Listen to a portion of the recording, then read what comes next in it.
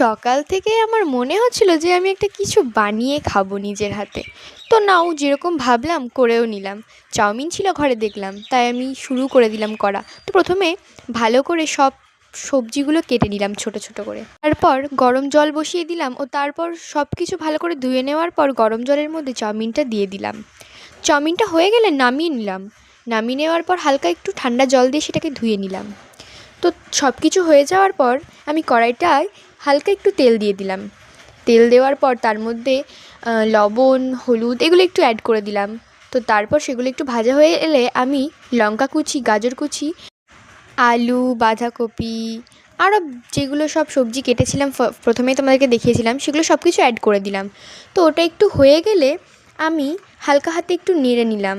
তো তারপরে কিছু মশলা অ্যাড করে দিলাম, যেটা আমার মা বানিয়ে রেখেছিলো, ম্যাগি মশলা, অনেক কিছু। তারপরে সয়া সস দিলাম, টমেটো কেচাপ দিলাম, সব কিছু হালকা হাতে নেড়ে নিলাম। তো তারপরে আমি চাউমিনটা দিয়ে রেডি করে নিলাম। তো দেখো কেমন হয়েছে বল।